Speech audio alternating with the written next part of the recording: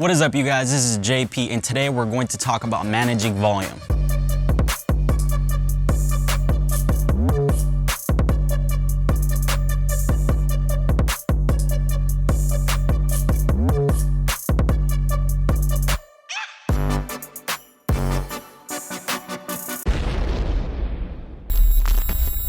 I talk about volume a lot on this channel, and the title and the overall theme of this video could be a little misleading, but I'm only using certain words to kind of convey what I'm trying to say because there's not a direct way to do that in a sentence. So volume in itself is not a good or bad thing.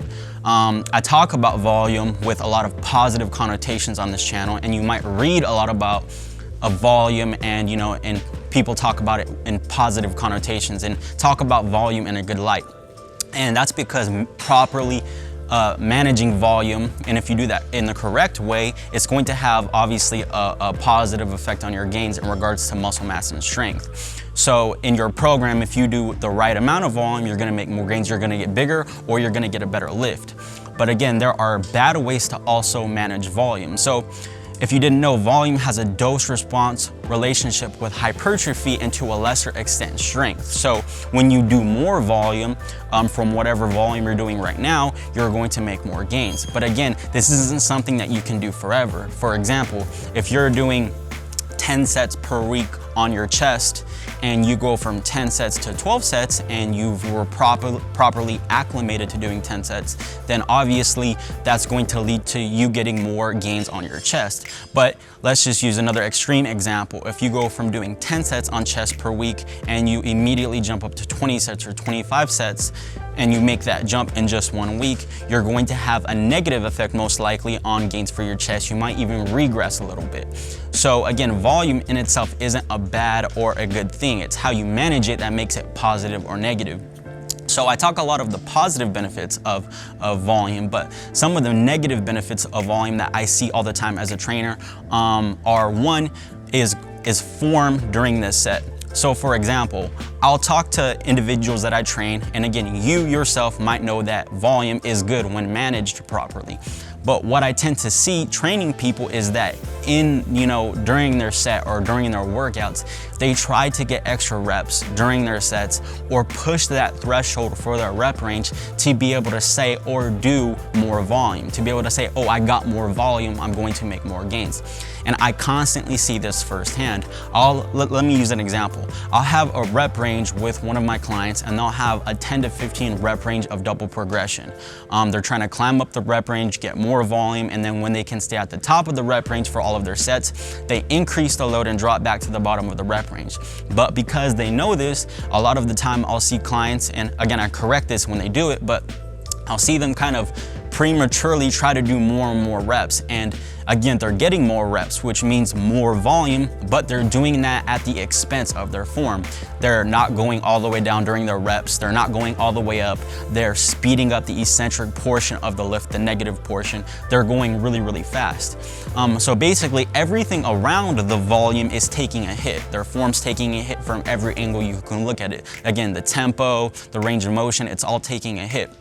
So again, it's because in their head, they're trying to get more and more volume. And again, I'm sure you've seen this in the gym, or maybe because you know the positive effects of managing volume properly, you've done this yourself. But essentially, if we're trying to be very specific, when we're talking about volume, increases of volume when managed properly really kind of only, only should matter to you when everything else is consistent, when form is consistent. So if you're doing more volume, but the reps are looking shittier and shittier, then again, does that volume really matter? And again, when we're looking at this from a work perspective, again, the definition of work is force times displacement. If you are not using a full range of motion, if you're using, if you're going from using a full range of motion, we'll put that as 100%, and to get more volume or more reps in, your range of motion is going from 100% to 80%, you might be doing more reps, which to you seems like more volume, but at the same time, that's technically less work because you're moving the weight less distance. So in a sense, that's actually, you might be doing less volume. So again, that's one thing you have to be careful when trying to do more volume, AKA more reps, is that your form stays the same or is consistent. Another negative aspect of volume or managing it improperly is in the sense of recovery. Again, I see this firsthand. A lot of people I train want to push the threshold on how many reps they're doing during the set. They know, again, with double progression, I'll use the same example, in that 10 to 15 rep range, they'll try to climb up the rep range as quickly as they can, even if I'm giving them, for example, a threshold of reps in reserve. So I'll tell the client, okay, so here's the load, it's 10 to 15 rep range. Stop when you feel like you have 2 to 3 reps in reserve, or you only have 2 to 3 reps in the tank. And a lot of the time, based on the velocity of the rep and how they're looking during the set, they tend to push that RPE a little bit too close to failure. You know, they tend to get a little bit too close to failure just for the sake of getting more reps in. And again, volume matters, it definitely does when managed properly, but if you can't properly recover from that volume, then in a sense it doesn't matter, because again, you only make gains in hypertrophy and strength if you can recover from that last workout. And then again, this has been shown numerous times in the exercise science literature that if you're not recovering from the workout, if you did too much muscle damage, performance is going to decline.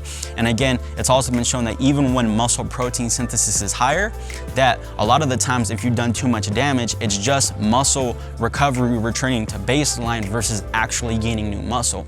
So again, when trying to add volume, if that's not staying consistent either, if your proximity to failure is not staying consistent, or however you manage recovery and again intensity in regards to how hard a set is, if you're not keeping that consistent when manipulating volume, then again, does that volume really matter? Is it leading to more gains? So with both of these aspects, you have to look at, okay, where does volume play into both of those, and how to intelligently increase volume. So when you're looking at volume, you just have to think, okay, manipulate it intelligently. Don't just mindlessly throw it in. And sometimes it can feel like you're doing it intelligently if you're not looking at it from all angles. If you guys have any questions, comments, leave them down below. I'll see you guys in the next video. Peace.